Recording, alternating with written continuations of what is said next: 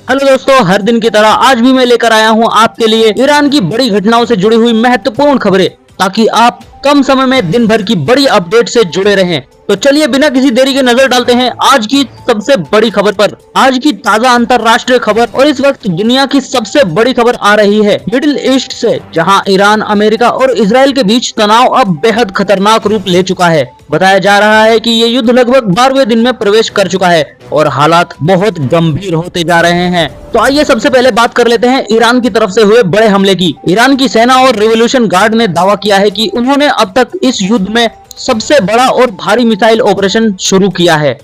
इस दौरान कई लंबी दूरी की बैलिस्टिक मिसाइलें और ड्रोन इजराइल और अमेरिका के ठिकानों की तरफ दागे गए हैं, जहां इजराइल और खाड़ी देशों के कई जगह एयर रेड सायरन बजने लगे हैं और कई मिसाइलों को हवा में ही इंटरसेप्ट किया गया है। मगर ऐसा लग रहा है कि उनके डिफेंस सिस्टम नाकाम होते दिख रहे हैं, क्योंकि ईरान बैलिस्टिक मिसाइल से हमले कर रहा है। असल में बैलिस्टिक मिसाइल इतनी पावरफुल होती है कि एक मिसाइल के अंदर ऊपर जाकर वो कई मिसाइलें छोड़ती है, जिस वजह से एयर डिफेंस सिस्टम फेल हो रहे हैं। क्योंकि एक बार में एयर डिफेंस सिस्टम 4 से 8 रॉकेट एक बार में लॉन्च कर सकता है और 4 से 8 मिसाइलों को एक बार में नष्ट कर सकता है। लेकिन जब बात हो बैलिस्टिक मिसाइल की, तो वहां पर ये मार खा जाती है, क्योंकि बैलिस्टिक मिसाइल में 20-25 मिसाइलें एक साथ लॉन्च होती है। इन मिसाइलों को इजराइल की एयर डिफेंस सिस्टम ने हवा में रोकने की कोशिश तो की, लेकिन कुछ मिसाइलें अपने लक्ष्य तक पहुंचने तक कामयाब हो गई है। हमले के दौरान कई इलाकों में एयर रेड सायरन बजने लगे, जिससे लोगों को तुरंत बंकर और सुरक्षित जगहों पर जाना पड़ता है।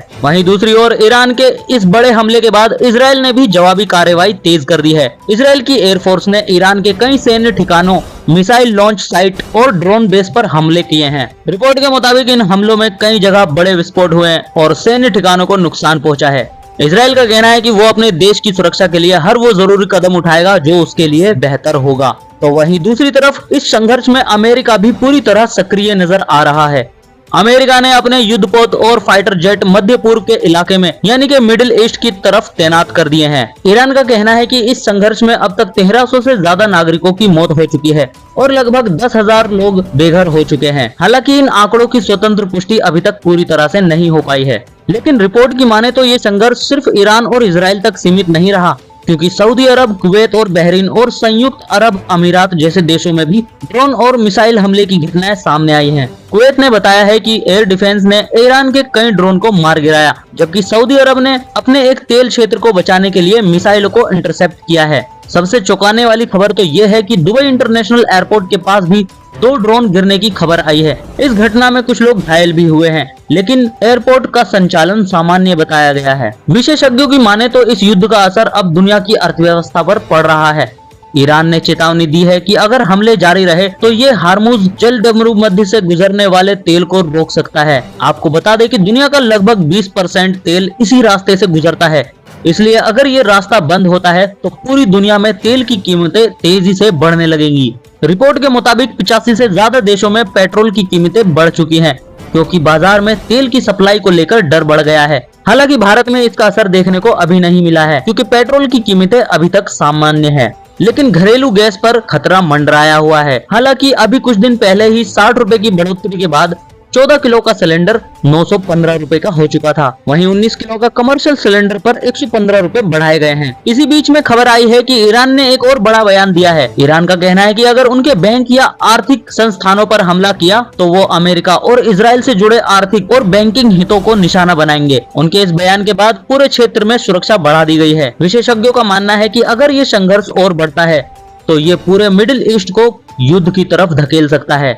कई देश अब इस युद्ध को रोकने के लिए संयुक्त राष्ट्र में चर्चा की तैयारी कर रहे हैं और युद्ध का सबसे बड़ा नुकसान हमेशा आम लोगों को ही होता है। अगर रिपोर्ट की माने तो इस संघर्ष में अब तक कई लोगों की मौत हो चुकी है और हजारों लोग घायल हो चुके हैं। कई जगहों पर इमारतों को नुकसान पहुंचा है और लोगों को अपने घरों को छोड़कर कहीं सुरक्षित जगह पर जाना पड़ रहा है। इस बढ़ते तनाव को देखते हुए संयुक्त राष्ट्र और कई बड़े देश चिंता जता रहे हैं। कई देशों ने दोनों पक्षों से शांति बनाए रखने के लिए बातचीत के जरिए समस्या का हल निकालने की अपील की है। कुछ विश्लेषकों का कहना है कि अगर इस युद्ध में और देश शामिल हो गए तो हालात और भी गंभीर हो सकते हैं।